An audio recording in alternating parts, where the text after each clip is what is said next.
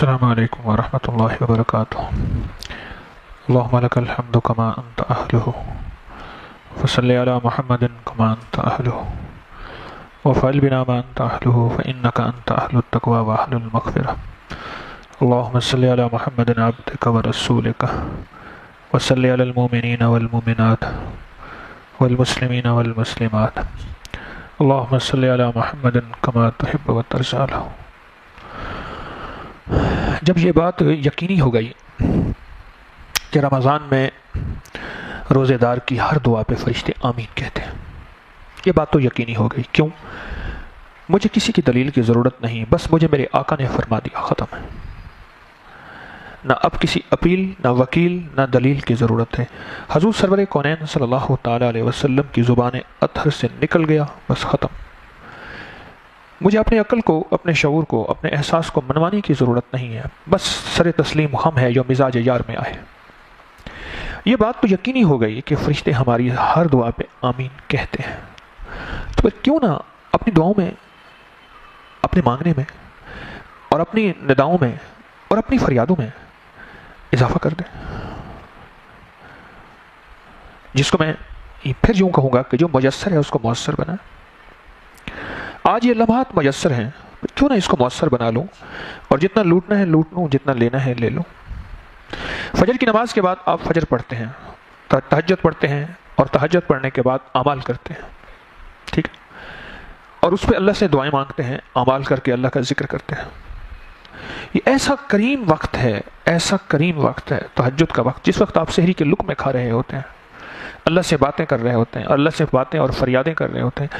یہ ایسا خاص الخاص وقت ہے، اس وقت کو آپ سوچ نہیں سکتے۔ دنیا آخرت کی ساری غذائیں اور دنیا آخرت کی ساری دوائیں اور دنیا آخرت کی ساری شفائیں اسی لمحے ملتی ہیں۔ جو لمحہ کہتے ہیں کہ روزے داروں روزے کا وقت ہو گیا یا سحری کا وقت ہو گیا، بس یہ وہ لمحہ ہوتا ہے جس میں اللہ کی خاص رحمت متوجہ اور قبولیت کی گھڑیاں ہوتی ہیں۔ اچھا یہ بتائیں، سحری کے وقت ٹریفک بلاک ہوتی ہے یا سڑکیں خالی ہوتی ہیں؟ ایسے اوپر بھی ایسی سڑکیں خالی ہوتی ہیں، کوئی ٹریفک بلاک نہیں ہوتی۔ میرے رب کی ٹریفک بلاک ہو ہی نہیں سکتی، تو میرے آپ کے سمجھانے کی باتیں ہیں۔ میرا رب تو سب کی سنے، سب کی جانے، پل میں سنے، پل کی جانے، سارے عالم کی سنے، ساری دنیا کی جانے۔ میرے رب کی ٹریفک بلاک کہاں ہو سکتی ہے؟ لیکن سحری کے وقت ٹریفک بلاک نہیں ہوتی۔ آپ بہت زبردست لمبا سفر کر لیں اور بہترین سفر کر لیں، کبھی ٹریفک بلاک نہیں ہوتے۔ یہ لمحہ ایسا ہے جس لمحے میں اللہ سے بس باتیں کرتے جائیں اور اللہ کی بارگاہ میں عرض کرتے جائیں اور اللہ سے منواتے جائیں، حتیٰ کہ یہاں تک کہ سحری کے لقمے کھاتے بھی اللہ سے باتیں کرتے رہے کہ مولا تو نے اپنی بارگاہ میں مجھے یہ رزق عطا فرمایا ہے، میں تیرا کتنا شکر گزار ہوں۔ مولا یہ رزق میری نسلوں سے بند نہ کرنا، مولا میری نسلوں میں فقر نہ دینا، فاقہ نہ دینا، تنگ دستی نہ دینا، اور مولا میری نسلیں ایسی نہ ہو جائیں کہ میری نسلوں میں غربت، تنگ دستی، فقر اور فاقہ، اور ایسا فقر و فاقہ آئے کہ مولا میری نسلیں فقیر اور منگتی بن جائیں۔ اے اللہ اگر تو نے یہ رزق کی وسعت مجھے دی ہے، چاہے تسبیح خانے کی نسبت سے دی ہے کہ وافر کھانا ہے، وافر پینا ہے اور وافر یہاں رہنا ہے، تو مولا پس اس نسبت کو میرے ساتھ باقی رکھے نا۔ اور اللہ جس طرح یہاں تو نے مجھے ایمان کا ماحول دیا، اعمال کا ماحول دیا، ذکر کا ماحول دیا، تلاوت کا ماحول دیا، اپنی ذات سے مانگنے کا ماحول دیا، مولا تو ہر بات پہ قادر ہے، اسی کو سارا سال کے لیے میرا ایسا بنا دے، ساری زندگی کے لیے بنا دے، اور مولا صرف میرے لیے نہیں، میری نسلوں کے لیے، ساری انسانیت کے لیے، سارے عالم کے لیے۔ یہ اصل میں ایک فریادیں ہیں اور باتیں ہیں جو میں نے اپنے رب سے کرنی ہیں، اور وہ خاص وہ تہجد کی گھڑی ہے جس میں نوری لقمے بھی کھا رہا ہوں اور نوری جملے بھی بول رہا ہوں اور نوری فیض بھی عرشوں سے حاصل کر رہا ہوں۔ یہ وہ خاص گھڑی ہوتی ہے، اس گھڑی میں ہم اللہ سے غافل نہ ہو جائیں۔ کھانے کی لذت اگر ملی ہے تو اس سے زیادہ دعا کی لذت ملے، اور کھانے کی لذت اور پینے کی لذت اگر ملی ہے اس سے زیادہ اللہ کی بارگاہ میں باتیں کرنے کی لذت ملے، اور تہجد میں نفل کی لذت ملے، اور اللہ کی بارگاہ میں راز و نیاز کی لذت ملے۔ ہماری تو بنیادیں وہیں سے شروع ہو رہی ہیں، تہجد سے، اور عام دنوں میں تہجد نصیب ہو نہ ہو، فجر اگر خدا نہ خواستہ چوک جائے، اب تو ویسے ہی تہجد نصیب ہو گئی۔ تہجد کے وقت تو سحری کا وقت ہے، وہی کھانے کا وقت، وہی تہجد کا وقت، وہی لمحے ہیں لقمے لینے کے، اور وہی لمحے ہیں نوری لقمے لینے کے، اور وہی لمحے ہیں غذائی لقمے لینے کے، وہی لمحے ہیں عرشی غذا لینے کے، وہی لمحے ہے فرشی غذا لینے کے۔ گندم کی روٹی ہے، چاول ہے، گوشت ہے، دال ہے، سبزی ہے، یہ سب زمین سے پیدا ہوتی ہیں، اور نوری لقمے سارے کے سارے اعمال نبوی ہیں، دعائیں ہیں، اللہ کا نام ہے، مدینے والے کا فرمان ہے، درود و سلام ہے، یہ سارے نوری لقمے ہیں۔ وہی لمحے لقمے لینے کے ہیں، عرشی ہو یا فرشی۔ اس کے بعد ہم تہجد کی طرف متوجہ ہوتے ہیں، اور جو شخص اس کے وقت ہم فجر کی طرف متوجہ ہوتے ہیں، اور جو شخص فجر کی سنتیں پڑھتا ہے، فجر کی سنتیں، دو سنتیں ایسی ہیں جن میں نور کی انتہا ہے، ایک اندھیروں والی سنتیں، ایک فجر کی اور ایک مغرب کی۔ ہمیں تو ظہر کی بھی سنتیں موقدہ ہیں، پڑھنی ہیں، لیکن میں ان دو سنتوں کی بات کر رہا ہوں۔ مغرب کی بھی دو ہوتی ہیں، یعنی نماز فرض کے بعد، اور فجر کی بھی دو سنتیں ہیں، دو سنتیں۔ ان دو سنتوں کی پھر تین سنتیں ہیں۔ فجر کی سنتیں بھی سنتیں ہیں، اول وقت میں پڑھنا، گھر میں پڑھنا، اور مختصر پڑھنا۔ ہمارے امام صاحب ایک دفعہ آئے نماز پڑھاتے سے صبح یہاں، انہوں نے مختصر سنتے پڑھی آگے۔ مجھے ایک بندہ کہنے لگا ان کی نماز میں خشوع نہیں ہے۔ میں کہ تیری جہالت کا مسئلہ ہے، تیرے پاس علم نہیں ہے۔ انہوں نے ٹھیک پڑھی ہے، ان کے پاس علم ہے، انہوں نے سنت ادا کی ہے۔ اول وقت میں پڑھنا، گھر میں پڑھنا، اور مختصر پڑھنا، یہ سنتوں کی تین سنتیں ہیں۔ پھر جو سنتیں پڑھتا ہے رب اس سے کبھی دل کا نور نہیں چھینتا۔ ان دو سنتوں میں اللہ اس کے دل کا نور نہیں چھینتا، اس کا دل نوری رہتا ہے، نورانی رہتا ہے۔ کیوں؟ یہ میں ایک بڑی پتے کی بات عرض کر رہا ہوں۔ جب موت کا آخری لمحہ آتا ہے تو بعض اوقات کسی گناہ کی وجہ سے اللہ دل سے نور چھین لیتا ہے، اور دل ظلمت بھرا اللہ کی بارگاہ میں جاتا ہے۔ نوری دل اللہ کے پاس نہیں جاتا، اس میں ظلمت ہوتی ہے، اس میں اندھیرا ہوتا ہے، اس میں نور نہیں ہوتا۔ اور وہ جو شخص سنتیں پڑھتا ہے، اور خاص طور پہ فجر کی سنتیں، اللہ اس کے دل کو نور سے بھر دیتے ہیں، اور قیامت کے دن اس کے دل کا نور اتنا ہوگا کہ سارے جہان کو تقسیم کرے گا، ختم نہیں ہوگا۔ اور یہ ان لوگوں میں سے ہوگا جس کے پاس نور ہوگا، اور لوگ اس کے نور کی روشنی میں اس کے پیچھے چل پڑیں گے، لیکن یہ بجلی کی چمک کی طرح پل صراط سے اپنے نور کی راہوں کی وجہ سے، چمک کی وجہ سے ان راہوں سے گزر جائے گا، اور پل صراط سے آگے اللہ نے جنت کی رانائیاں رکھی ہیں۔ اور پھر ہم فجر میں قرات سنتے ہیں، فاستمعوا له وانصتوا، آؤ توجہ دو، دھیان دو، اور اس پہ غور کرو، اور خاموش رہو، خبردار، کیوں؟ اب ہمارا کلام آیا ہے تو سارے کلام چھوڑ دیں، بالکل خاموش، گم کر گما یکرو رہن، گم کر گما یکرو رہن۔ نہ ملک ات مال دے، نہ زال دے، نہ بال دے، ہر دم خدائی خیال دے، گم کر گما یکرو رہن۔ سارے گمان گم ہیں، بس ایک تو ہی تو ہے، اللہ ہی اللہ ہے، سارے گمان گم گم گم۔ اب فجر کی قرات میں اس کی توجہ ہے، اور یہ متوجہ ہے۔ اور پھر اگلا لمحہ اور ہے قبولیت کا، فجر کی نماز کے بعد دعا کی قبولیت کا لمحہ ہے، وہ خاص قبولیت کا لمحہ ہے۔ اب اس میں دعا کے لیے انتظار کر رہا، اور تسبیح خانے میں ایک خاص سوغات اور بھی ہے کہ فجر کے فوراً بعد سورۃ یاسین تقسیم کر دی جاتی ہے، اور سورۃ یاسین پڑھ کے جو دعا مانگی جاتی ہے تو وہ تو ایسا ہے کہ جس کی قبولیت میں اگر کوئی شک کرتا ہے تو اپنے ایمان پہ شک کرے۔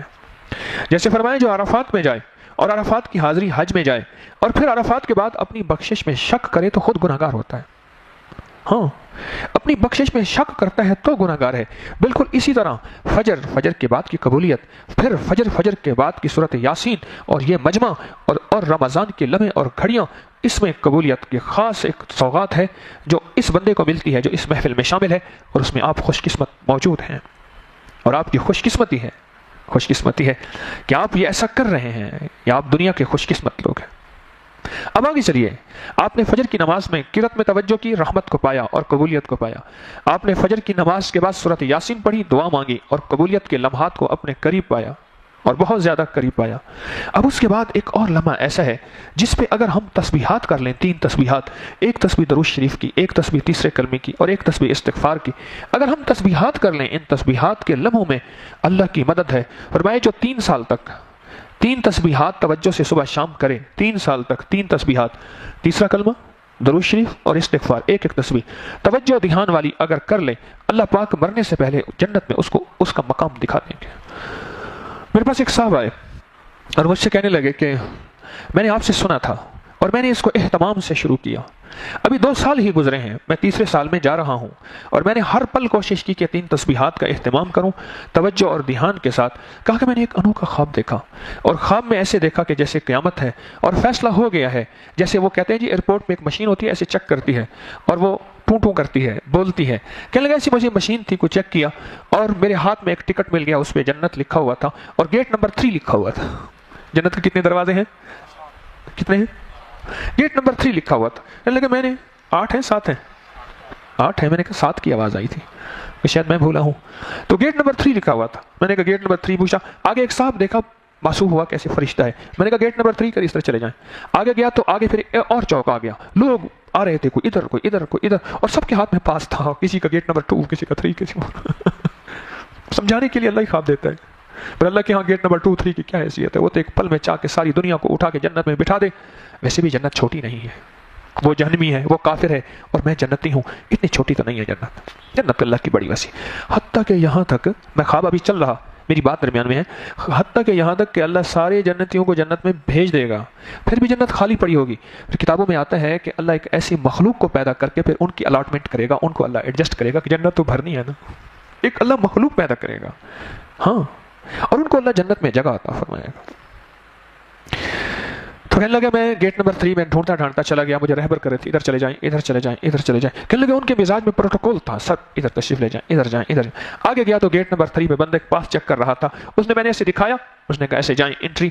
اور پھر آگے گئے تو انہوں نے کہا کہ آپ اچھا آئے ہیں تو یہ آپ کا مکان نمبر یہ ہے, اس اسٹریٹ میں ہے, اس گلی میں ہے. کہ وہ گلیاں ہی کیا تھیں, وہاں کمال ہی کیا تھا.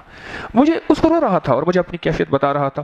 کہنے لگے میں گمان نہیں کر سک رہا تھا کہ میرے مکان کے باہر کا یہ حال ہے, اندر کیا ہوگا. اور جب میں دروازے پہ گیا, ایک بہت بڑا گیٹ تھا, سونے کا تھا, چاندی کا تھا, پتہ نہیں کس کا تھا, اور میں اس میں ایسے محو تھا, خواب ہے خیال ہے, محو تھا, اور میں دیکھ رہا تھا. اس نے مجھے ایسا زبردست یہ واقعہ سنایا. کہنے لگے کہ میں ایسے پھر آ رہا تھا, آگے دیکھا تو ایک صاحب صفائی کر رہے تھے. میں نے کہا یہ کس کا گھر ہے؟ انہوں نے کہا آقا آپ کا ہے. کہہ رہے کس وجہ سے ہے؟ کہہ رہے وہ جو 3 تسبیحات کا اہتمام کیا تھا نا, اس وجہ سے. جو 3 سال تک 3 تسبیحات کا اہتمام کرے, 2.5 سے 3 سال, جو 3 سال 3 تسبیحات کا اہتمام کرے, اللہ مرنے سے پہلے اس کو جنت میں اس کا گھر دکھائیں گے پہلے, پھر اس کو موت آئے گی, یہ تیرا گھر ہے.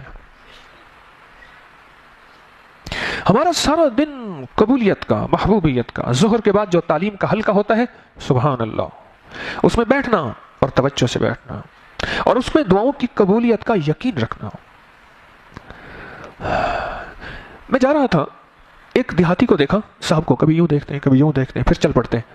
میں نے ان کی ایک بے چینی کی کیفیت کو دیکھا, تو میں نے کہا بابا جی کیا خیریت ہے؟ کہنے لگے یہاں جمعرات کو کچھ لوگ جمع ہوتے ہیں اور وہ دعا مانگتے ہیں, کچھ درس ہوتا ہے, پھر دعا مانگتے ہیں. پھر میں وہاں دعا مانگنے جا رہا ہوں, میری گندم کٹی ہوئی ہے اور اوپر بارش بنی ہوئی ہے, اور میں وہ بارش رکوانے جا رہا ہوں. میں نے کہا یہ کیا مطلب؟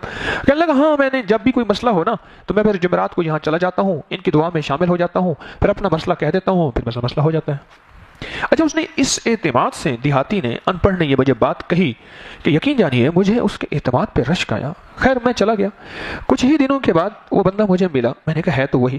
میں نے کہا بابا جی کیا حال ہے؟ وہ کیا ہوا آپ کی بارش کا, گندم کا؟ اس نے بڑی لمبی سوڑی 1.25 من کی گالی دی بارش کو گالی دی.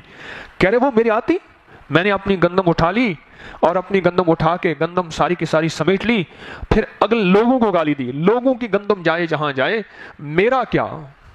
میں نے کہا یہ کیسے ہوا؟ کہہ رہے وہ جہاں وہ جمعرات کو میں وہاں جاتا ہوں, بس میری گندم, اسے کوئی خبر نہیں فرشتے دعاؤں پہ آمین کہتے ہیں, اسے کوئی خبر نہیں فرشتے وہاں جمع ہوتے ہیں, بس اسے ایک یقین ہے.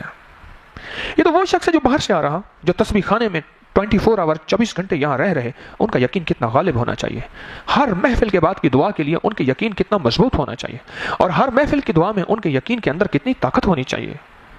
یہ دعا کا وقت ہے, اور یہ دعا کے وقت میں میرے لیے اللہ نے غیبی نظام متوجہ کر دیا.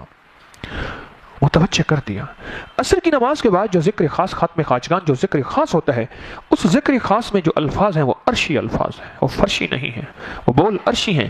اور صدیوں سے, پہلی صدی سے لے کر آج 14ویں صدی تک وہ بول پختہ ہیں, بولے گئے ہیں, ان کے ذریعے اللہ کی مدد ملی ہے. اور جب بھی مسائل ہوئے ہیں بادشاہوں کو, محمود غزنوی سمیت مغلیہ دور کے بادشاہ سمیت جب بھی بادشاہوں کو مسائل ہوئے ہیں اور ان کی مشکلات بڑھی ہیں، انہوں نے یہی اذکار کیے ہیں جو آپ عصر کے بعد کرتے ہیں۔ بادشاہوں نے یہی اذکار کیے ہیں۔ میرا ایک گمان ہے، میرے پاس اس کی کوئی سند نہیں ہے، کہ ہمارے شاہی قلعے کی جتنی بھی مساجد ہیں، شاہی قلعے کے اندر 2-3 مساجد ہیں، ہر مسجد کے اندر یہ ذکر خاص کیا گیا ہے، اور ہر ایوان خاص میں، ہر ایوان عام میں، ایوان خاص بھی ہیں بادشاہوں کے، ایوان عام بھی ہیں، یہ ذکر خاص کیا گیا ہے، کیونکہ ساری فوجیں ہوتی ہیں، ساری حکومتیں ہوتی ہیں، سارے جاسوس ہوتے ہیں، اسلحے ہاتھی ہوتے ہیں، تیر تفن تلواریں ہوتی ہیں، پر ایک لمحہ ایسا ہوتا ہے جس میں دعاؤں کی اشد ترین ضرورت ہوتی ہے، اور یہ جو ذکر ہے، یہ دعاؤں کی اشد ترین ضرورت کے وقت یہی آخری اور پہلا ذکر ہے، جس کو ہم ذکر خاص کہتے ہیں، اور جو آپ عصر کی نماز کے بعد کرتے ہیں، اور یوں کرتے کراتے یہ دعاؤں کی قبولیت لے لیتے ہیں۔ پھر ایک لمحہ آتا ہے قبولیت کا، جس میں خاص قبولیت ہے کہ سارے دن کے روزے دار کو روزی ملنے کا ویلا آ گیا، وقت آ گیا، اور وہ منافع ملنے کا وقت، قبولیت کی گھڑی آ گئی۔ اب اس قبولیت کی گھڑی میں اللہ کے خزانوں میں اللہ سے باتیں کرنا، انسانیت کے لیے، امت کے لیے، عالم کے لیے، ساری جہان کے لیے اللہ سے باتیں کرنا۔ اس گھڑی کی قدردانی کیا کریں، کچھ لمحہ دعا کریں، لیکن یقین والی کریں۔ ایک ہے بہت لمبی دعا، بہت لمبی دعا۔ میں نے ایک صاحب کو دعا مانگتے دیکھا ہے، مانگنا تو مجھے بھی نہیں آیا، مانگتے دیکھا ہے۔ عموماً ہم دعائیں پڑھتے ہیں، مانگتے نہیں ہیں۔ اور وہ بندہ بھی وہ تھا جس کو ذریعہ اللہ نے مجھے بنایا تھا۔ ہمارے ایک دوست تھے رفیق صاحب، وہ تالے چابیاں بناتے تھے، اب نہیں بناتے، پہلے چابیاں بناتے تھے، 2 روپے کی چابی، 3 روپے کی چابی۔ اس دور میں ان کے ساتھ جا رہا تھا، مجھے کہنے لگے ایک دوست ہے، اس سے ملنے چلتے ہیں، اس کو نماز کے لیے کہتے ہیں، مسجد میں آیا کرے۔ ہم ملنے چلے گئے، ایک صاحب کو دیکھا، گلی محلے میں ایک بیکری تھی، اس کی کالی سی بینچ پڑی ہوئی تھی جس پہ تیل جہان کی میل لگی ہوئی تھی۔ اس نے خاص قسم کا پگڑی پہنی ہوئی ہے جو پنجاب کے ذمہ داروں کا ایک مزاج ہے، میں خاص قسم کی ایک پگڑی ہے جس میں شرافت کم ہیبت زیادہ ہوتی ہے، وہ ایک خاص پگڑی ہے، وہ باندھی ہوئی، اور بڑے خاص انداز سے وہ سگریٹ پی رہا تھا۔ تو میں گیا، تو میں بیٹھ گیا، میں نے کہا جی وہ کوئی اپنے فریش کیک بنایا ہے؟ کہ ہاں۔ میں نے کہا دے دے۔ غالباً کوئی 11-15 روپے کا تھا، وہ دیا۔ میں نے ان سے کہا آپ بھی کھا لیں، اس نے بھی کھایا، میں نے بھی کھایا، ہمارے دوست رفیق صاحب نے بھی کھایا، پھر ہم آپس میں باتیں کرنے لگے۔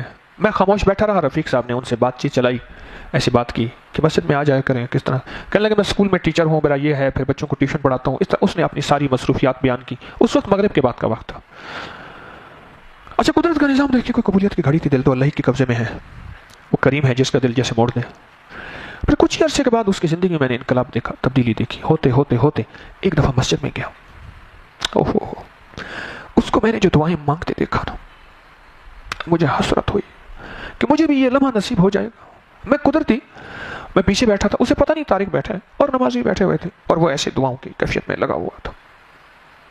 میں پیچھے حسرت سے بیٹھ کے اس کو کہہ رہا تھا، میں نے کہا اس کا نام اختر ہے، میں نے کہا اختر تو دعا پڑھ نہیں رہا، تو مانگ رہا ہے، اور مجھ جیسوں کو سکھا رہا ہے اللہ کے خزانوں سے ایسے لیتے ہیں۔ ہم تو دعائیں پڑھتے ہیں، دعائیں پڑھتے ہیں، کشمیر کی آزادی ہو جائے، چچنی آزاد ہو جائے، بوسنی آزاد ہو جائے، مسلمان فلاں جگہ ہوں، اس طرح ہو جائے، ایسے دعا کر رہے ہوتے ہیں، اور مجموعی بازوں کا زور زور سے آمین کہتے ہیں کہ اللہ کے واسطہ مان، بس آپ بس کر۔ ہم تو دعائیں پڑھتے ہیں، چاہے اجتماعی ہے یا انفرادی ہے، کچھ کم ہے جو دعائیں مانگتے ہیں، ہم تو پڑھتے ہیں۔ میں نے اس کو دعائیں مانگتے دیکھا، اور دعاؤں میں تڑپتے دیکھا، اور دھیان والی دعا مانگتے دیکھا۔ تسبیح خانے کا کوئی لمحہ ایسا ہو کہ ہمیں دھیان والی دعا نصیب ہو جائے۔ حضرت عمر رضی اللہ تعالیٰ عنہ فرماتے ہیں مجھے اس بات کی کوئی فکر نہیں کہ میری دعا قبول ہوتی ہے نہیں، کیوں، یہ میرے اللہ کے خزانوں میں ہے کہ اللہ چاہے، ہاں میرے بس میں اتنا ہے کہ میں زیادہ سے زیادہ اللہ سے کتنا مانگ سکتا ہوں۔ منوانا میرے حق میں نہیں ہے، میرے بس میں نہیں ہے، وہ اللہ کے بس میں ہے۔ منوانا میرے بس میں نہیں ہے، وہ اللہ کے بس میں ہے۔ مانگنا میرے بس میں ہے، ہاں میں کتنا مانگوں وہ میرے بس میں ہے۔ ہم نے دعاؤں کی مشق کرنی ہے، دعاؤں کی مشق کرنی ہے، کس چیز کی؟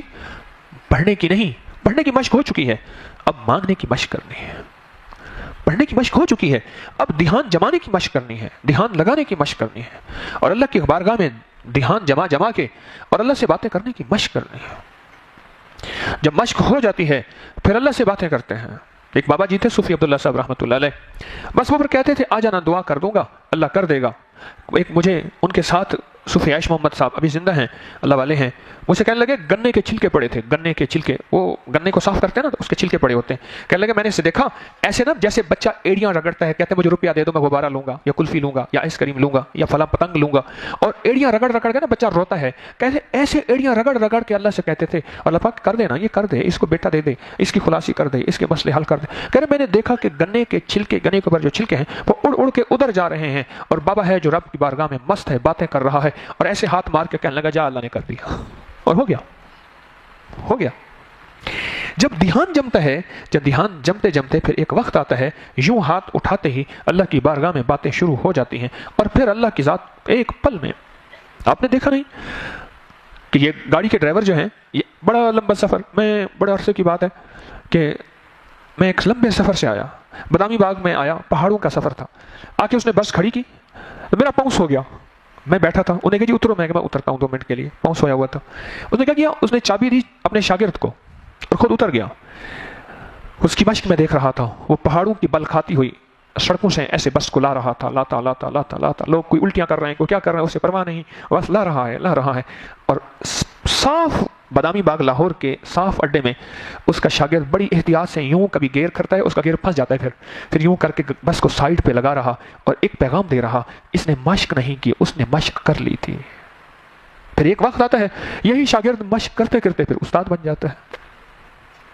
हमने दुआएं मांगने की मश्क करनी है, अल्लाह के खजानों से मांगने की मश्क करनी है, और ये रमज़ान के लम्हे हैं, रमज़ान की घड़ी है और रमज़ान के औकात हैं, अल्लाह से मांगने की घड़ियां और मश्क पे मेहनत करनी है, और ऐसी मेहनत करनी है कि अल्लाह से मांगना आ जाए, मुझे कुछ खबर नहीं थी तेरा दर्द क्या है या रब, तेरे आशिकों से सीखा तेरे संग दर पे मरना, मुझे आ गया है जीना, मुझे आ गया है मरना, फिर मुझे जीना मरना आ जाए। ऐसी मश्क कर लो, ऐसी मश्क कर लो कि अल्लाह के खजानों से लेना आ जाए, और फिर मुझे जीना भी आ जाए, मरना भी आ जाए। ये सारा दिन के लम्हात मांगना, उसके खजानों से लेना और लेके इंसानियत को देना, अपने पास संभाल के नहीं रखना। फकीर तमा नहीं रखता, तमा नहीं करता, फकीर जमा नहीं करता, फकीर मना नहीं करता, तमा नहीं करता, जमा नहीं करता, मना नहीं करता।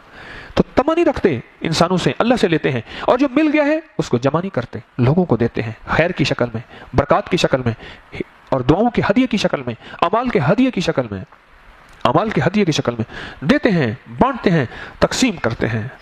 इनके दिल के दर्द में इंसानियत होती है और इंसानियत का जज्बा होता है। इनके मन में, इनके तन में मखलूक खुदा के लिए हिदायत का तड़पता हुआ एक एहसास होता है कि मौला ये तेरा बंदा है, इसने रोज़ा नहीं रखा, सेहतमंद था, ये नमाज नहीं पढ़ सका, मस्जिद के करीब था, मौला तेरा ये बंदा है, अल्लाह इसके लिए मेरे दिल में एहसास है, और मौला ये इसलिए कि इसकी आखिरकार ज़िंदगी तमाम हो जाएगी। हमारे एक साथी थे खिदमत वाले, कल की बात है, आ रहे थे तस्बीह खाने की तरफ, लाहौर की तरफ, तकरीबन 5 बजे का वक्त, एक पेट्रोल पंप की तरफ गाड़ी की असर की नमाज पढ़ने के लिए, और अगली गाड़ी आके लगी और वो बंदा वहीं ख़त्म हो गया। यकीन जानिए आज पूरी तरावी की पूरी रकतों में मैं उसके लिए मांगता रहा, पूरी तरावी में 2 रकत के बाद भी और 4 रकत के बाद भी। और जिस वक्त मुझे पता चला, एक पल में मैंने खड़े होकर उसको 5 लाख दरूद हदिया किया, एक निसाब कलमे का था उसको हदिया किया, और मैंने कहा मौला तेरी, मैंने उसके वालिद से उससे बात की, उसके भाई से, मैं कितनी उम्र थी, कहने लगी जी 35-36 साल की उम्र थी, अभी जामे उल्फत भरा न था, कफ़े दस्त साकी छलक पड़ा, रही दिल की दिल में हसरतें जो कसा ने आके मिटा दिया, मेरी बेकसी पे राह गुजर न तो चैन अपना खराब कर, तुझे क्या खबर कि मैं कौन हूँ, तह खाक किसने सुला दिया। उसकी ने जिंदगी आया मेरे सामने, उसका वो रूप भी मेरे सामने है। मैंने आज उसके भाई से कहा, मैं उनसे बात कर रहा था, मैंने कहा आप क्या करते हैं, कह जी मैं पुलिस में DIG हूँ। मैं बात कर रहा था, मैंने कहा जितना आपके भाई को आपको पता नहीं होगा मुझे पता है। वो मुर्शिद से बातें करता था, कुछ राज की, कुछ नियाज की, कुछ ज़िंदगी की अव्वल की, कुछ ज़िंदगी के आखिर की। फिर उसकी ज़िंदगी में एक इनकलाब आया, पर उसकी ज़िंदगी में अनोखा इनकलाब आया, और ऐसा इनकलाब आया कि बस रोज़े के साथ ही अल्लाह की बारगाह में अल्लाह की बंदा चला गया, और आज उसकी कब्र की पहली रात है, कब्र की पहली रात है। और आज मैं मुसलसल तरावी में सुबह से